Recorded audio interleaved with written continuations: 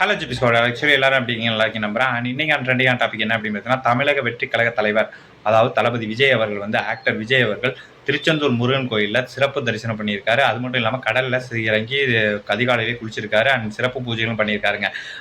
அதை தொடர்ந்து எங்க போறாரு அப்படின்னு பார்த்தீங்கன்னா, அதாவது எலெக்ஷன் ரிசல்ட் 4ஆம் தேதி வருது. அதாவது மே மாசம் 4ஆம் தேதி அந்த ரிசல்ட்டுக்கு முன்னாடியே ஆன்மீக பயணத்தை மேற்கொண்டிருக்காரு.